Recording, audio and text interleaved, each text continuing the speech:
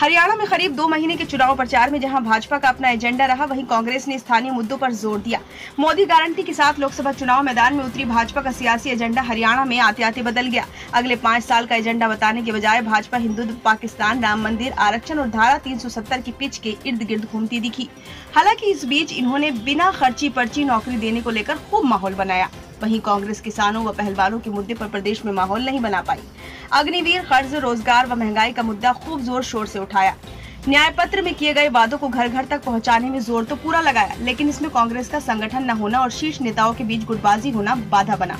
भाजपा केंद्र के साथ राज्य में 10 साल से सत्ता में है। भाजपा के पास बताने के लिए बहुत कुछ था, मगर 15 मई के बाद भाजपा के आए स्टार प्रचारकों ने चुनाव प्रचार को पूरी तरह से बदल कर रख दिया।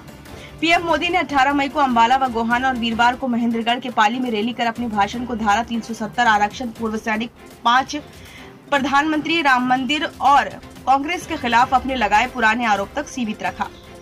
भाजपा हाईकमान के नेताओं ने पूर्व मुख्यमंत्री भूपेंद्र सिंह हुड्डा को निशाने पर लेना शुरू कर दिया है।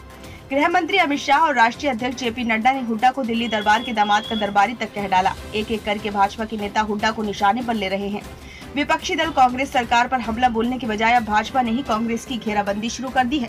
कांग्रेस समय में नौकरियों, तबादलों और खर्ची पर्ची को लेकर निशाना साध रहे हैं। खास बात तो ये है कि हुड्डा भाजपा के केंद्रीय नेताओं पर हमला करने से बचते नजर आ रहे हैं। वो केंद्र सरकार की विफलताओं पर जरूर पलटवार करते हैं, लेकिन व्यक्तिगत रूप से मोदी और शाह के बारे में कुछ नहीं बोला। इस मामले को लेकर हुड्डा विरोधी कांग्रेसी नेता कई बार हाईकमान के सामने भी ये मामले को रख चुके हैं। 4.5 साल भाजपा के साथ गठबंधन में शामिल रही जजपा भी किसी बड़े मुद्दे को नहीं उठा पाई है। सबसे अधिक दिक्कत जजपा को झेलनी पड़ रही है। वो सरकार में रहते समय अपने कामों का गुणगान कर रही है, लेकिन जनता में गठबंधन को लेकर जबरदस्त विरोध है। इसलिए जजपा नेता न तो खुलकर किसी मुद्दे पर सरकार को घेर पा रहे हैं और न ही जनता उपलब्धियां सुन रही है।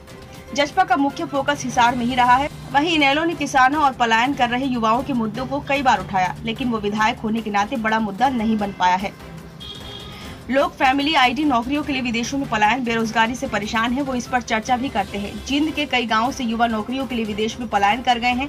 1-2 गांव ऐसे हैं जो पूरी तरह से खाली हो चुके हैं। यही हालात कुरुक्षेत्र और यमुनानगर के भी हैं। दक्षिण हरियाणा में पानी का मुद्दा आज भी गर्म है, मगर राज्य के किसी भी नेता के पास SYL को लेकर भविष्य का कोई एजेंडा नहीं है। फैमिली आईडी से भी लोग बहुत परेशान हैं। कांग्रेस के उम्मीदवार इन मुद्दों को अपने अपने लोकसभा क्षेत्र में उठाते तो हैं, मगर ये मुद्दे उनके ही क्षेत्र में सीमित रह जाते हैं। पूरे चुनाव में मुट्ठी भर केंद्रीय नेता आए, मगर उनका ज्यादा फोकस भी मोदी के आसपास ही रहा। इसके अलावा राज्य के अन्य नेता न तो कोई प्रेस कॉन्फ्रेंस की और न ही अभियान या आंदोलन चलाया। इसकी पीछे एक बड़ी वजह है कि राज्य में कांग्रेस का संगठन नहीं है। ब्यूरो रिपोर्ट, नई दिल्ली।